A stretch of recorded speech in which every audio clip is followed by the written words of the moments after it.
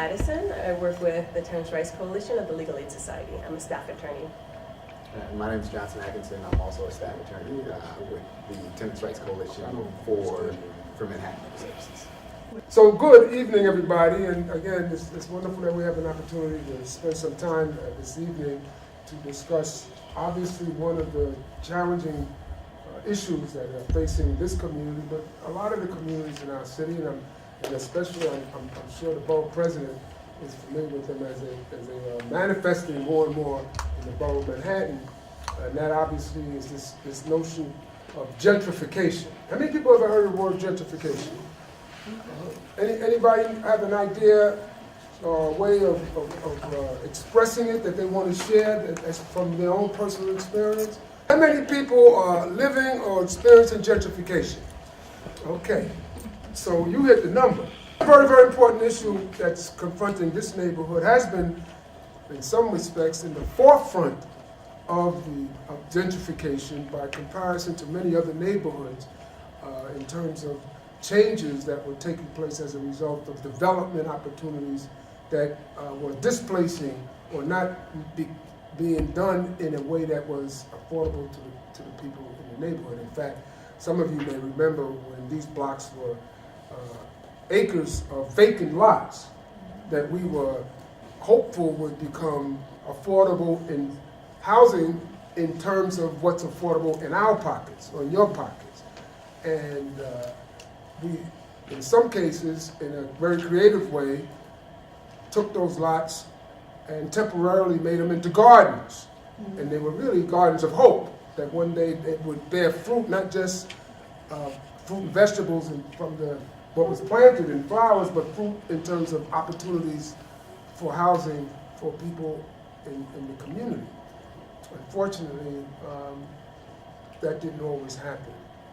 And in fact, the delay very often in the development of some of those lots seemed to be timely for a new day when developers could come and create housing that was unaffordable. And that contributed to this notion of gentrification that we're here to talk about. But it didn't just take place in so-called new housing that was developed in vacant lots where we used to live. Some of you might walk around here and say, oh, I remember when so-and-so used to live on that corner. Mm-hmm. So-and-so don't live in the neighborhood anymore, probably, unfortunately. And then, of course, that gentrification was not only in terms of those lots where the new housing was built, but it was also in terms of some of those tenements that were not even renovated necessarily, but nevertheless, for some reason, they lost their status as far as rent control or rent stabilization and suddenly became unaffordable.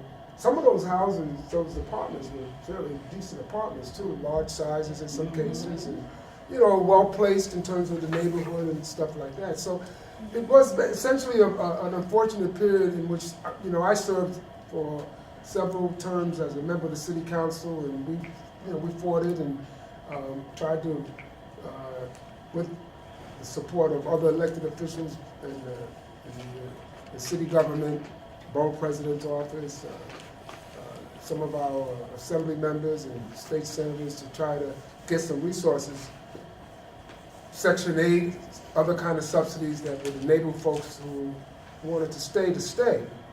But there's always this big challenge in this city. This is a real estate town, just like you heard of some places that are like where you might have another valuable resource like cotton. You know what I'm saying? Or places, there are places that where they have a particular specialty that is developed for the wealthy very often, more so than for the community in general. And the real estate interest in New York City has always been sort of like cotton was king, well, real estate is king in New York City, and it's not always in the sense of what's best for the working families it's very often for whoever has the most money. So this movement, this very significant tenant rights movement, or however you want to call it, was a very valuable resource for the community. Folks from neighborhoods organizing and trying to take over their buildings and create some mechanisms to make sure that they remained affordable, or maybe going on a rent strike and scaring the landlord out. Or sometimes people got so carried away, things happen to those buildings. It's not funny, but things happened, and there was, people went crazy behind this. Drove people really, literally crazy. Sometimes they took different types of action. Like rent strikes became a phenomenon in these neighborhoods to get these landlords to fix these buildings up before they got their rent. And so that was a very important movement. It's a very, very valuable movement that started in places like East Harlem and was triggered all around the city in many places. So this whole question of this evening in terms of gentrification is somewhat of another manifestation of that kind of drama that is somewhat like a displacement drama. You understand that makes what you may consider to have been your home for generations and taken for granted, that it would continue to be, and that resources through my office or some other elected official's office, or at this level or higher level or however, would be brought to bear so that the community could continue to live there and you could raise your families and whatnot. But we're in a place in this community, and in fact in many parts of the city, where that opportunity is becoming rarer and rarer and rarer. People feel a great deal of pressure and stress about the affordability in the sense of what's in your pocket. See, that word affordable is a misnomer. It's like beauty is in the eye of the beholder, affordable is in the pocket of the beholder. And if it ain't in your pocket, it ain't affordable. And very often, it ain't affordable. Amen? Amen. Okay, that's the problem we're having. We got to get rid of that word affordable, because it's a lie. It's a misnomer. And it fools us when you see that sign that says affordable, and you go and thinking that, oh, wow, mom and my pop, whoever, we're going to apply for that, and then the next thing you know, it's almost like cursing you out. You see the price, you feel like, what happened here? Right? And then that affordability issue has racial or class implications, because to whom it's affordable very often changes, if I may say politely, the complexion of the community. All are welcome. All are welcome. But only some can afford that welcome. Free drinks are not always free. And affordable is not always affordable. And so that's the general thrust of the concerns that are taking place in this neighborhood and many of the neighborhoods that we represent. And it's getting worse. Even those who thought that they could avoid it because they had a little more money than me or you are now even saying it's not even affordable to us. We got what we might call good jobs. So affordable now is almost, if I may say, damn near luxury in some people's minds. And then there was a time when they had something called rent control, where it didn't move unless you moved, right? And then they fixed that with something called rent stabilization, and they said that'll last for X number of years, but it'll go up percentage-wise, and then it will stop the percentages and just go according to the imagination of the landlord, right? Because then once it gets to a certain level, there's no, sky's the limit. We'll have to protect you guys. Well, he got in because of the landlord. And that's another important issue here. So, the people who rule are determined by the people very often who either have money or who vote. I'm saying this is, I know I don't want to get too political, but let's be real. If we don't vote, and people take advantage of our not voting. I'm not asking you to vote for me. In fact, if you vote against me, I'd be happy because at least you voted. But we don't even vote against people we don't like. We just don't vote. And sometimes that's like an invitation for people to come and take over, because you don't have that political agenda that protects you and gets people in place to represent you that can understand, no matter what language you speak, everybody speaks dinero. Everybody understands the dollar, and especially the elected officials, and so we need to have that agenda always at the top of our mind. I know people, I'm not asking for your vote, I'd rather you vote against me as long as you vote. But please don't vote against me. But as long as you vote, I'll feel my job has been fulfilled if that's what it takes. But because the people take advantage not simply of our poverty, but our lack of activism, not just in the political process, but also in the active process. One time this city was considered like rent strike central, because the tenant movement was so involved and so engaged that they scared landlords out of business. Because they knew that if they didn't get rid of the rats, fix the pipes, and all the other kind of shortcomings, that the tenant movement was going to put a strike on them, take them to court. Not a strike that would take the money and put it in their pocket so they could go to Florida. Or some people went to jail for it. But because they knew that this movement was sophisticated enough to know to go to court and show the judge, here's the landlord's money, you hold it, and don't give it to him until he gives us what we're paying for. That was a powerful, powerful movement. And it was a very, very important movement. And it was a movement that taught us a lot of lessons, not only as it relates to tenant rights, but other arenas as well. Because when you start doing a rent strike, you might even decide to register to vote.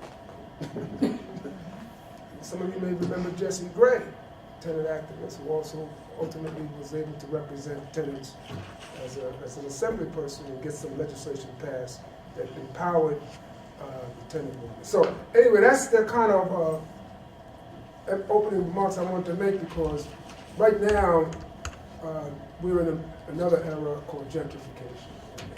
It's a big, big deal. We're being put out because we're being priced out.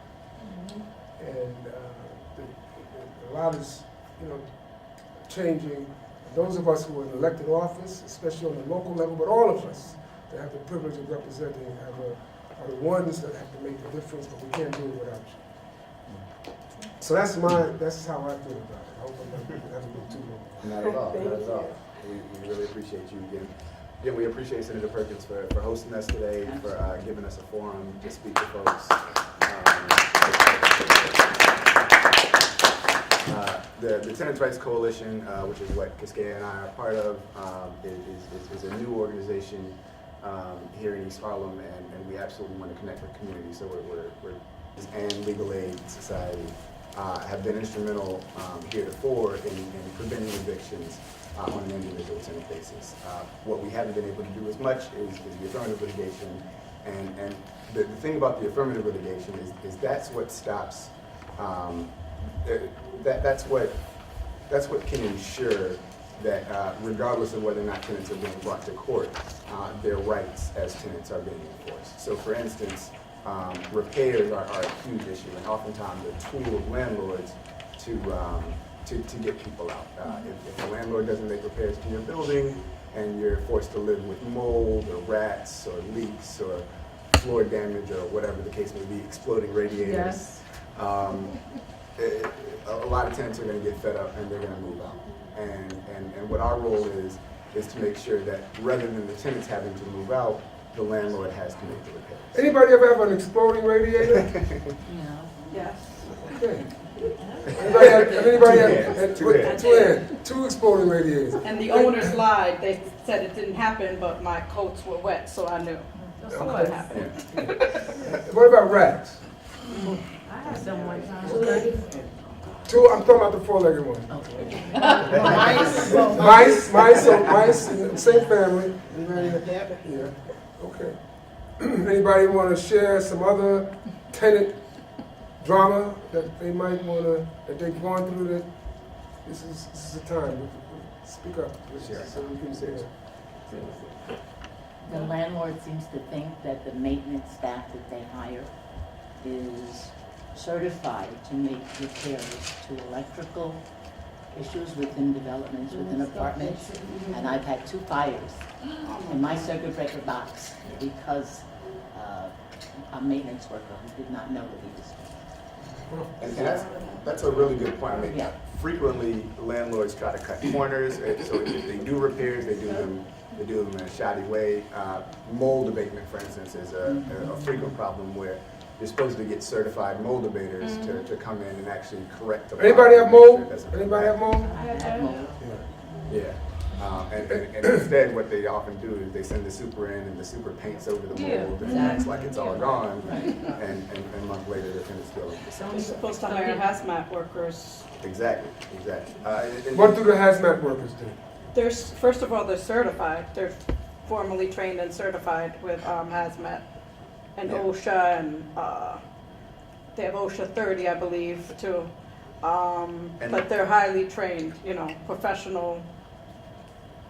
To eradicate the mold, Professional, to yes. address the mold. I mean, they have to obviously remove it first. You can't slap a coat of paint on it. There's a whole process that they must go through, and in order to do so, they have to enclose the area that they're working on. Like, it can't be an open area that they're just spraying whatever it is, whatever chemical they're using to kill the mold. And you usually have to raise your voice a little to get the real people, like the hazmat people in. Someone sent me to Home Depot to get a kit to mold test. Oh. And okay, if I saw something happen, then I know what I'm doing. I had to send it off someplace and follow up with that place. And then go back and say, this is what the problem is. Oh, okay, so it really is a problem. Meanwhile, everybody's inhalers, humidifiers, all kinds of stuff to keep the germs out of your apartment and your family safe. So Can I just Litigation. clarify that? Unfortunately, my name is Magda Rosa Rios.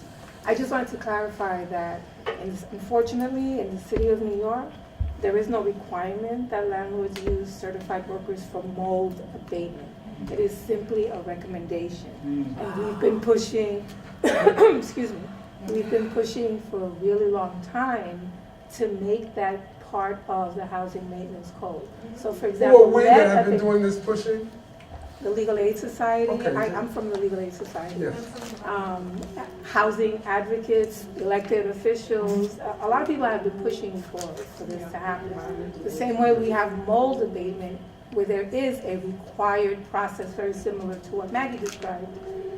We need that same thing for mold, and that does not currently exist. So maybe one of the action things that can come out of this is some collective effort to follow up on what you're talking about. Either in some letter, some petition, some way or another that is not too complicated. And so just think about that when we come to conclusion. And But the some shame action of it- steps that can make sense. The shame of it all is a lot of these things require movements, Yes. One of which the senator was a part of, the childhood lead poison prevention bill, which had many components that required landlords to follow certain procedures because they were in fact doing work that made conditions even worse and poisoned more people and poisoned children at greater levels.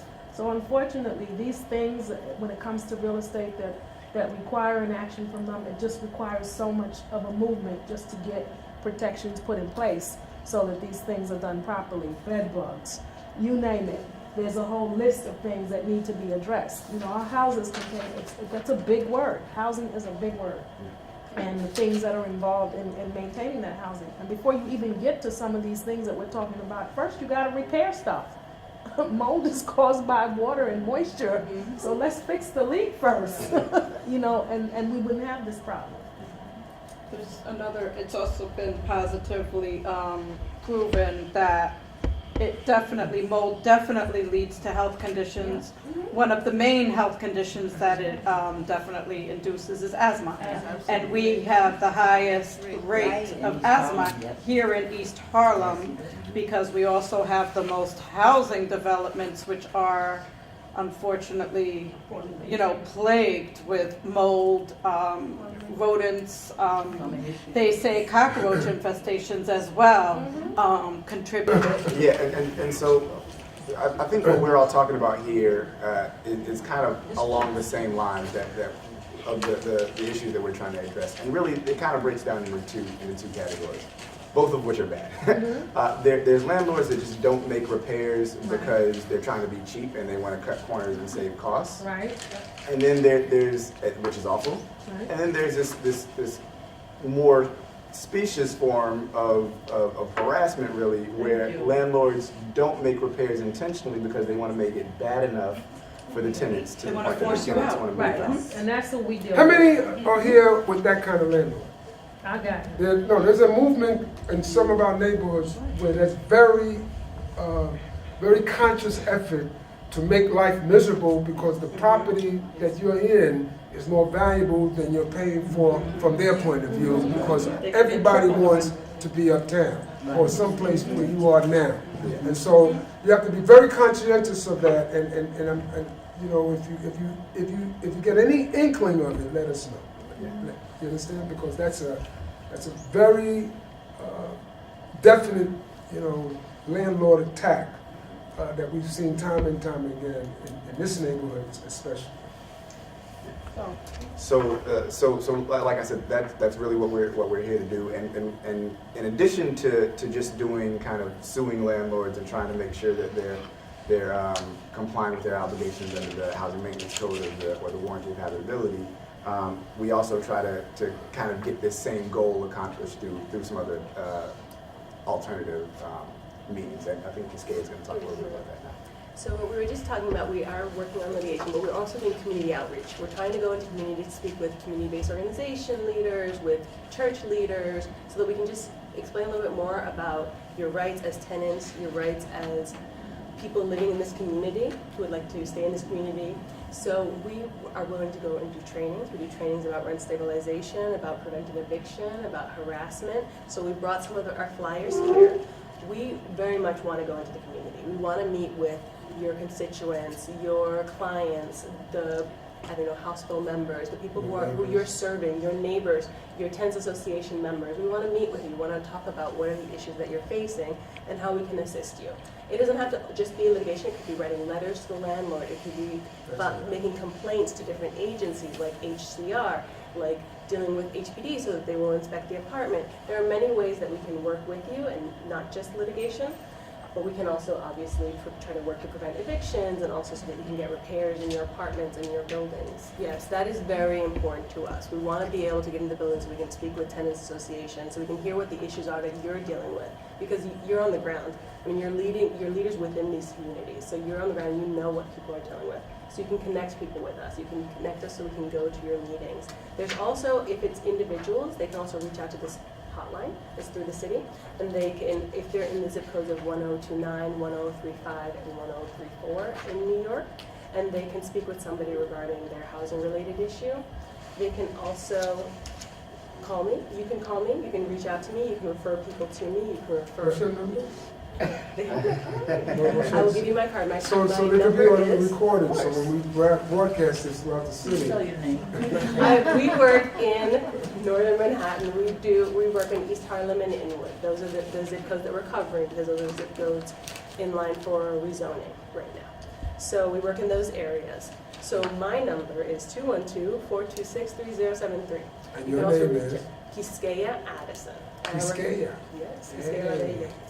Entonces, so I work 426. 3073. Thank Llama you. Quisqueya. And our office is on. Guillermo today. Oh, yeah. Me llamo Guillermo. Guillermo's working, so I was waiting for Guillermo to come. Still waiting. You always say that in our family, always. Oh, she reminded me. Okay, you can also email me. But our office it's at 230 East 106th Street between 2nd and 3rd Avenues. But you can reach out to us, and this is a great helpline that people can call if they're dealing with issues.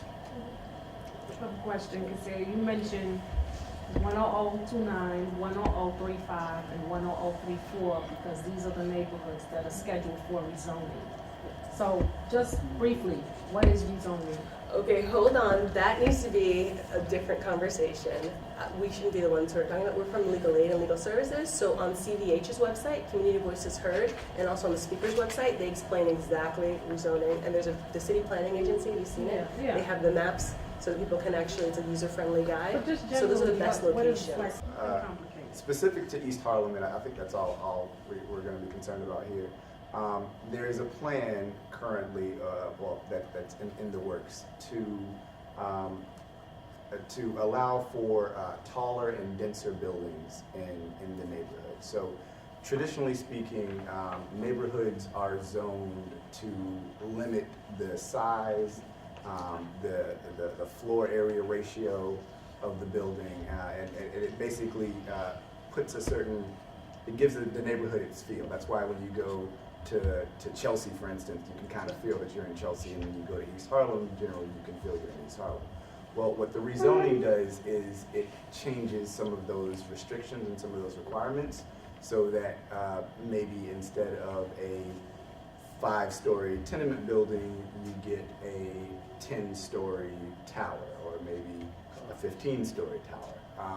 And the fear there is that as these lots become available for these taller and denser construction, they become more valuable.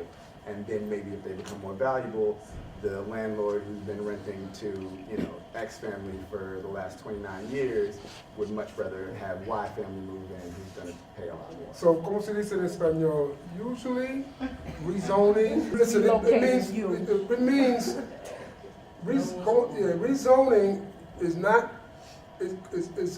a blessing in disguise. Just remember that. This is something that you have to be very vigilant about, very militant about, because it's not generally done for you.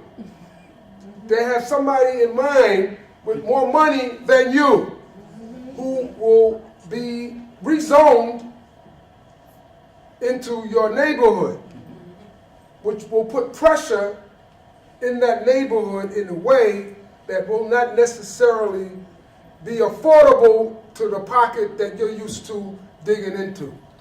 Okay? And I'm not saying this in a negative, I'm just telling you this is something that you have to really pay close attention to. Sometimes it's better to be afraid before you get comfortable. Be wary, be questionable, because rezoning for who? Where will I be when the zone is redone? Will I be removed when it's rezoned? Well, you know what? Are you for real? I'm serious. I don't want to. I'm frank, because the district I represent goes through a lot of drama as it relates to affordability, and it's a diverse district. There's some folks that got no money, and then there's some folks that you sometimes think got all the money in this district. And this rezoning phenomena is about money. Your local community board is very much aware of this, because it has to some extent go through the community boards. Your board presidents, your local elected officials, including us, but more so those in government, in city government, are very much involved in this, and you have to really be on top of this. This is about you more so than anything else if you live in this neighborhood, because it's going to change. It's a proposal to take advantage. Some people see like 5-story buildings and sky, and some people see too much sky. They want to see, they can fill that sky up, and when things go up, prices go up. Now, the days of Taino Towers, that's not what they have in mind with this new skyscrapers they're building.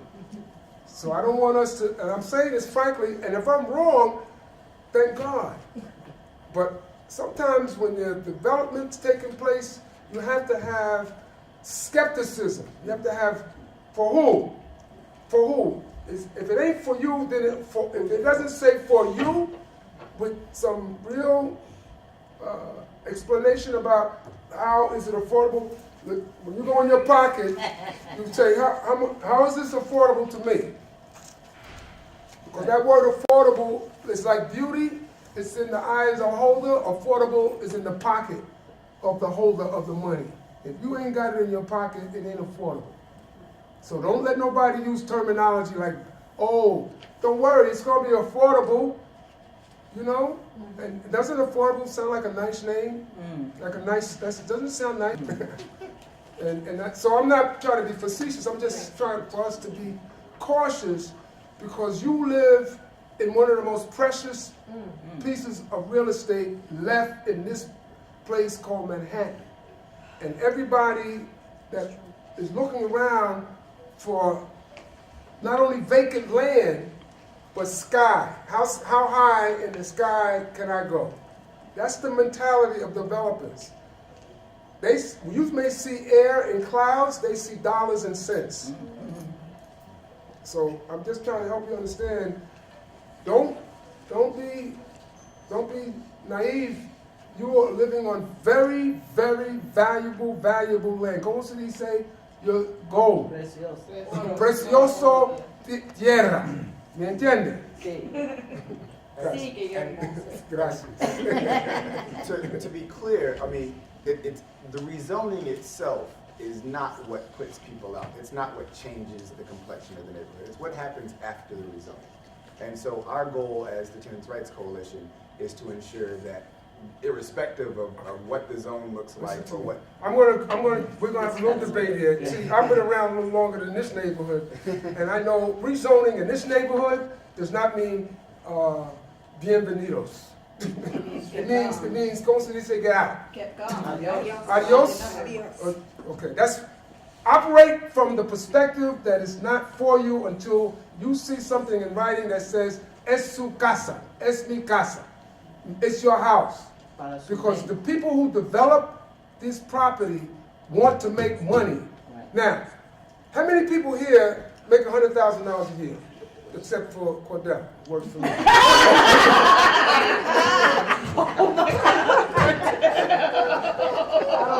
don't know what he's saying. See, that's how they are.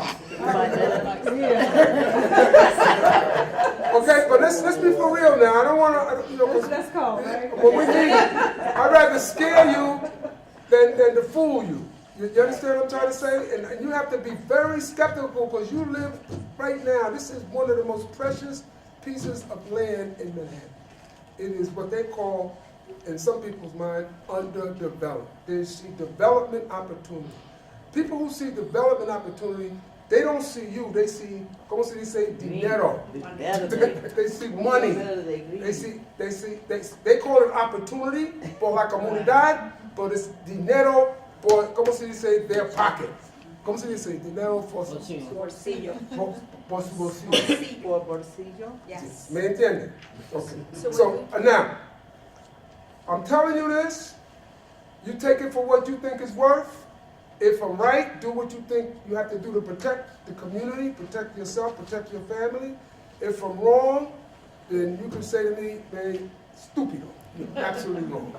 I don't have any problem being wrong. I just don't want to, I'm not, to be here and pretend that people are coming here because they see you and they say, oh, mira, la familia, this is all for you. That's not what's happening. That's not what's happening right now. I'm sorry to say, I love Bill de Blasio, but I'm telling you, be skeptical, be cautious, be careful, because there's money in this. And you see, what you see is sky. You see, people see money. They see money. That's why they pay so much for air rights. That's why they pay for air rights. So we want to work with you. We want to hear what are the concerns that people are dealing with. We do want you to reach out to us. One of the big issues that I'm seeing in my cases are no gas buildings. So a lot of our tenants are dealing with gas issues. We want to hear about the different issues that people are facing. That's right. Okay, we will speak to tenants in the building. We just want to know what are the issues that people are dealing with in their communities and just we can work with you. We can work during litigation. You know how to organize rent strikes? We would speak to the tenants in the I know, but building if and I'm explain to just them what asking their you, if I'm a options tenant, are. and I say to you, If they want to withhold rent so that they can get repairs in their we building. call it rent strike, we don't call it Oh, I withholding. understand. Go see, say, No, I wanna go hear see, what say, they say. rent strike. I wanna hear Yeah. some more about that, because When that's something that a lot of buildings They're feel afraid to that say They've rent they, been doing that and what they feel that do. they come to now. 'Cause Like, like the senator said earlier, and you also said, Johnson, you know, there's two things happening now. There's people who are just bad landlords, who are just allowing these conditions to fester and continue. And then there are others who are, you know, negligent on purpose. They are deliberately To get you allowing out. conditions to go down because they want you to go. They want you to get out, and you notice every time somebody moves out, that apartment becomes magically Market renovated. rate. I mean, and it's beautiful. If you go inside and look at it, it doesn't look like yours. So you know, living there, you know what they're trying to do. So I want y'all to talk more about how you can help those buildings, because that's to me, that's at the bottom of the gas, the no gas, the no services, the no heat, the no elevator. Because you wouldn't treat your property like that if you wanted the people who live there to be there, if you cared about the people who are living there. So I'm very cynical about it. Well, but as a part of our project, we're working with 2 community partners, Tenants and Neighbors, and Okay. UHAB. And they're going into our UHAB. buildings and they're organizing, and then they're bringing us the information back so we know what we can do with the buildings. So they've been going to buildings in East Harlem and in Inwood. Honestly, we'll tell them this is a building, we've spoken to some people in the building, they want to see what else. They do door knocking, and they go and they talk to people, they interview them, they find out what is going on in your apartment, what other conditions exist. They have a detailed list of things that we'd like them to ask, and they do that. Okay. So they are great partners, and they've been working with us on that type of organizing, and then giving us ideas of what people are saying to them about the issues they're facing. So if Does a building Ann comes understand to you Mhm. and they say, you know, this is going on in my building, or just maybe just an individual apartment, they say this is going on in my apartment, there's no heat for anybody. And so at that point, they come to you, and then you have tenants and neighbors, or you have. So I'm working with 2 buildings right now, and I spoke to one tenant. She brought me information. She said that these people, they're interested. We've had no gas since April. Okay. So I spoke to, she had already started her own HP action, then we worked on the case with her. I spoke to someone from Tenants and Neighbors, and because we wanted to see, are there more people? Are there more people who want to talk? Are there more people who want to speak up? So then they started doing door knocking to each apartment, and then they got people to come to our Tenants Association meetings. So then we were actually able to, okay, what is going on with you? Because it's hard when So people did don't you help come. them organize a tenant association? Okay. So if they want to organize a rent strike, do you help them with that too?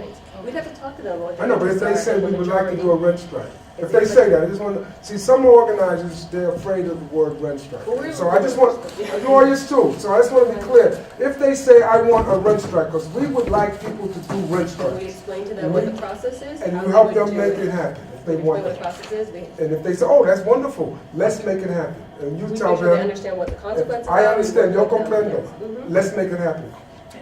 They Okay. don't do it for them. They But- tell but- them. We work with them. No, Okay, that's what I'm saying. You have to hesitate, because if I'm speaking another language, I just want to be able to say, yes, if they want a rent strike, we will make it happen. Okay. Because you will do as they wish, because you're their lawyer, and that's what you were there for. So I just want to be clear, because see, folks don't want to say that, because that's like cursing or something. And I think you have to let people know that you are prepared to go the whole marathon, not just the sprint, the whole marathon.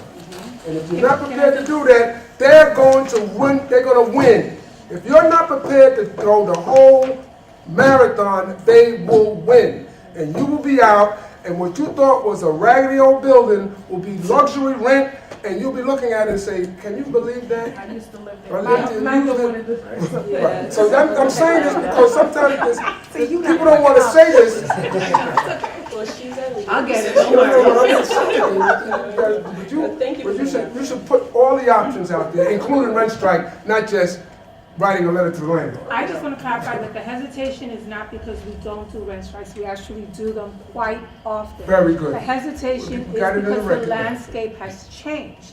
So whereas in the 80s and the 90s, you could do rent strikes, and we did them all the time and still do them, and there were little repercussions to the tenants where they were represented by an attorney or an advocate. Now, because of these tenant screening bureaus, there are repercussions to tenants if they Okay, but we decide have to to be do a careful rent then. strike. Now, we can deal with that, and all Quisqueya is saying is that tenants need to understand what these There's repercussions no questions are. about it. Listen, we've done rent strikes. We tell you, if you don't participate the right way, you are gonna be evicted. You see? And this is not a rent strike, so you don't pay rent.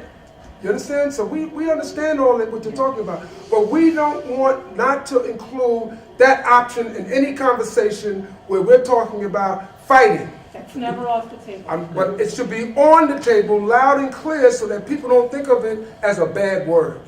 They have to think of it as a very important option, so that when they leave and they chat with their neighbors and the word gets around the building and the landlord hears what they were saying about the rent strike, then you may have prevented a rent strike.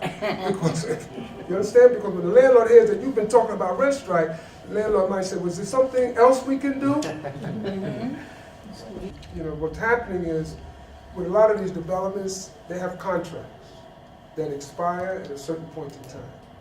So when in places like Schaumburg and Lakeview and some of these other The developments, Mitchell-Lamas. the so-called Mitchell-Lamas, they're not the traditional Mitchell-Lamas, it's a different type of Mitchell-Lamas.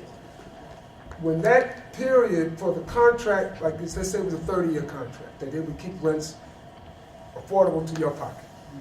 At that point, the deal was, in many of those cases, that now we can be outside of a sort of a controlled kind of environment and raise rents in another process that would not be necessarily restricted in the way that the other 30 years was restricted.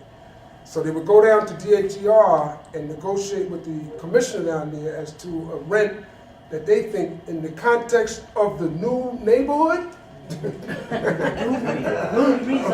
the new neighborhood that has now been populated with new money, maybe we can do something a little bit more. And so they no longer had that kind of control over the progress of the increases. In some cases, they went market, because they knew they could get a certain market. And that's been happening with a lot of the so-called Mitchell-Lamas of that vintage. And it's a big problem, because these are state-controlled decisions, and they're not as cooperative or responsive to political pressure as more local arrangements are. And sometimes, in order to get that cooperation, you have to have the cooperation of the community to rent strike, and then people say, "Oh man," you understand? Then they speak. All of a sudden, everybody can speak Spanish. The landlord, you know what I'm saying? Everybody learns the same language, and then we get a different kind of negotiation. So the militancy of tenants is the most important currency that we have, and you have to keep that in mind. This is not a business of politeness or prayer, with all due respect. Sometimes the opposite of prayer, cursing people out, is better, because you have to show people that you're serious. And I'm not saying this to be a troublemaker, because we're in a crisis period in some respects in this neighborhood. This is a very popular neighborhood, man. Everybody wants to be uptown. You want to speak about 125th Street? Everybody wants to be above 110th Street, okay? This is hot. We're hot. This is a hot neighborhood. Harlem, East Harlem, from the river to river. They want to be up in here. Used to be a time, a person got off 110th Street and Lennox Avenue, it'd be like, yo, officer, officer, You had to run. officer, I'm You got a serious. seat on the bus. Now, you know, people be like, why they look at you like, how'd you get up in here? I'm serious, and I'm not talking about, you know, I'm telling you, this is what's happening, and I'm only saying this because I don't want folks to be blind to the things that are happening. You know, we're comfortable because we've been around a little while, and we know we could afford what we got, but this thing is insidious. It's not, you don't see it. You know, it's a slow but sure change that takes place. And suddenly you get on the subway and you see, you thought you got off the wrong stop. You thought you got off 96th You used to be Street. able to get And a you're seat on at 16th 96th Street. Street. Now there's no seats. Yeah, I'm telling you. Now, I'm not against one bienvenidos, welcome, one and all. Pero the problem is that what's going on does not say that. If you can't pay, you can't play. Hasta luego. That's the name of the game right now. I'm saying this very seriously. I'm not trying to be cute or funny, but I want us to be clear. We are in a serious struggle if we want to remain in these neighborhoods. Because people want what people wouldn't dare want, they want now more than ever. Real estate is the name of the game in New York City. I have a question. We have this low-income housing is now gonna be developed, whereas they're taking like 80-20 land programs. I don't know if they're still in existence, but a small portion of low-income individuals that meet the level of poverty are only allowed in those buildings. Is this a game change in terms of gentrification? That's part of what I'm talking about. So there was a time, like you take a place, a lot of some of these buildings that are around now, like let's take a place like I know Schaumburg. Some of you know Lakeview. Some of you know some of the other developments of that vintage. Those were nobody wanted to live in those places. You understand? And so it was low income, low moderate income, and most of the people that were in the neighborhood could afford it, and there were subsidies so that you only had to pay whatever was 30% was in your pocket, and that might have been 15 cents, and the rent might have been $1,500. I'm just exaggerating, but most folks couldn't do it. So they were getting their money from the government that they couldn't get from you. But those contracts, those arrangements had a time frame on them, like 30 years. And then at the end of that 30 years, the people who developed it were told, now we can get what we want because by that time the neighborhood should be changed. It was not changed. So people said, if you dare take that top off and make us pay that, we'll burn it down. Or they got very militant about having to go to the market rent. So they extended it 2 or 3 times, so that maybe it was 40 years and almost 45 years in some cases. Some people got old before grew up and got old before they took it off. But the bottom line though is, it's off. It's coming off because now the population that is coming into the city and that is growing up in the city is a population that they can get that money from, and the politics of it. You have to. All these meetings, ultimately, in my mind, whether you agree with me or not, are political. If the mayor is not on board, then the mayor should be gotten rid of. If the senator is not on board, then the senator should be gotten rid of. If you want this neighborhood to continue to be affordable, those of us that you give the privilege of representing you, from the top all the way down, from the governor all the way down, we got to fix this so that you can and your family can continue to have the heritage of living in the neighborhood that you've been living in. And it's the only way it happens. Ain't nobody praying this to happen. This is a political dynamic. There are people who see money in your raggedy old building because they can tear it down and build something and make a lot of money, and that's all they care about. Green is the name of the game. And I'm not saying this to be facetious or militant or anything like that. It's just, it's a shame because it's not about, people. It's about money. And especially people who ain't got no money, it's not about, unfortunately. And the only way it becomes about us or you is if you make people understand, I count too. And that's how all these changes have ever happened. We don't remember how we got here, we'll never get there. You have to make people understand you count too. No matter what's in your pocket or what's not in your pocket. No matter what your skin is or whatever it is, you count too. And that's a fight. It's not a request. That's a demand. In addition to the affordability concerns that Senator Perkins was voicing, you might also have been referring to mandatory inclusionary housing.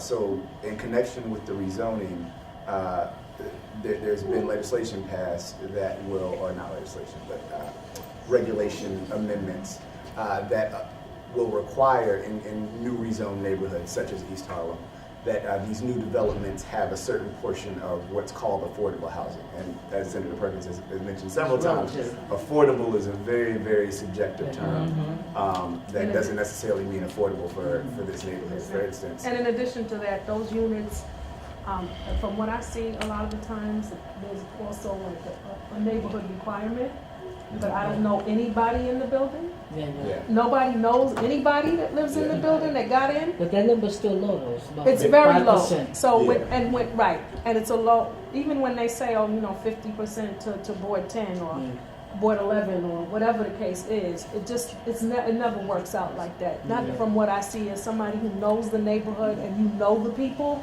And I have to say, I don't know where they get these people from, but they're not people that are representative. And that 80-20 is not, it doesn't make sense for the city, 80% of us are not making luxury income.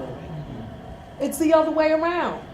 There's 80% of us who are making lower incomes, and you have a smaller percentage that can make that luxury. So it never made sense to me that you're doing 80-20. So only 20% of us can move in, can live in these neighborhoods. So, what you're saying, it isn't sufficient, and we have to fight for more. And this is where the president and the senator's office come into play, and this is really happening out here.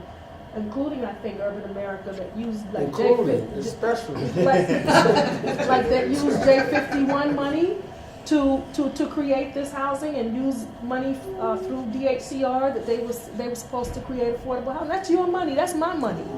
And they used it to build luxury. They built housing that I can't live in.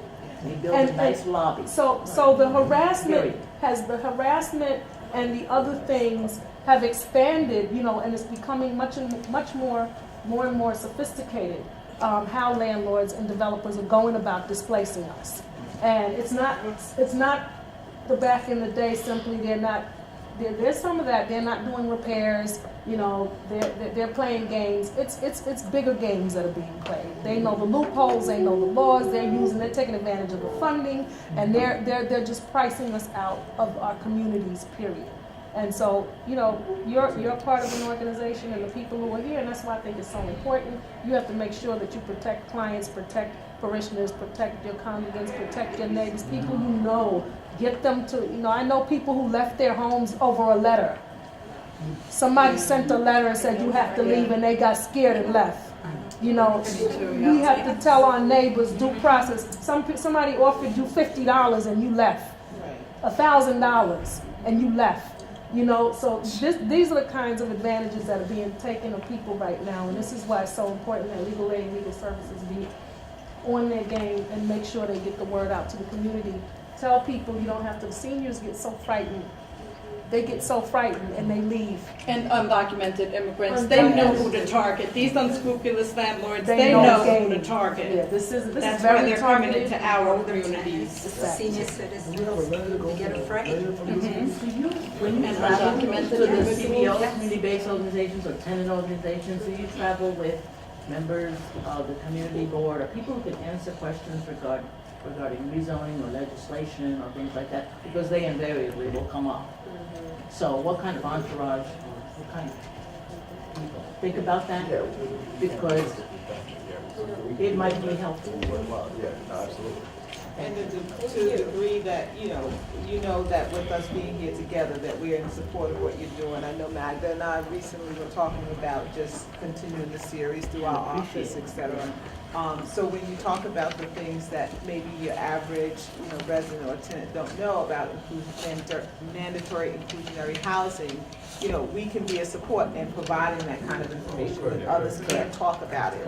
Or when they need to understand the community board process and when to weigh in on certain decisions being made, whether it's in the land use committee or housing committee or any of those things, we can then say, here's another avenue that you need to take. It supplements what the legal service providers are doing through our public offices. And your number is here. And your people- name. I'll give you my card.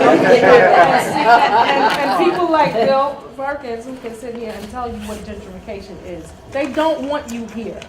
Don't even pretend. They can't say that. But but they don't want you here. Okay. I didn't say that either. Well, I'm telling But it's you. up to us to be educated. I'm and that's- telling you, and they to don't know want you where here to because go they could for the get more information money for about. your apartment than you're paying. And as long as that's the case, that's what's going to happen. They're not going to win. It's about green. At the end of the day, it's green.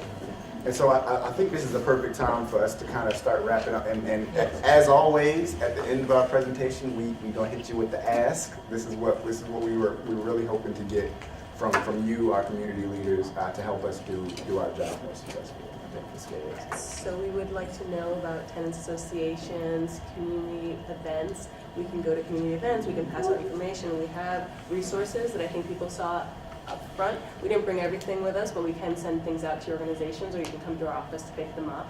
We also have meetings where we explain different areas of the law. So we have information about pro se HPs. So we mentioned your constituents can go to these meetings and just learn a little bit more. It's an informational session, so they can just learn a little bit more about their rights are. We have an overview of tenants' rights. So we do, every month, we do a list of trainings for people just to learn more, especially your constituents, just to learn more about what their rights are. And it's also another way for us to meet more people so we know what the issues people are facing. And So we have this list. We definitely want everybody to take a copy so that you can send your constituents, send your members. Yeah, I just have a question about these meetings and all these things. How accessible are they to non-English speakers? We can do bilingual meetings. Okay, yeah. I didn't think that the majority of the audience spoke Spanish, but I could have done it in Spanish. Okay, I was just wondering, so that we want community to be involved. A lot of our communities don't speak Spanish. Pero maybe you can translate, summarize in Spanish for the camera. and for those- Put you right Yeah, there. there you go. Que si las personas necesitan más información sobre las cosas que le está afectando a los inquilinos, ustedes pueden comunicar con nosotros, Legal Aid y Servicios Legales de Nueva York, para comunicar con un abogado sobre sus derechos como inquilinos. And how can they reach you, just in case Me they hear pueden this? llamar o mandar un email. Habla con se dice to the camera. 212-426-3073. Otra vez? 212-426-3073. If you need guidance on how to translate the questions into what you have in your pocket, don't worry, my office is available. Your application will qualify. Thank you so much for coming. Thank you.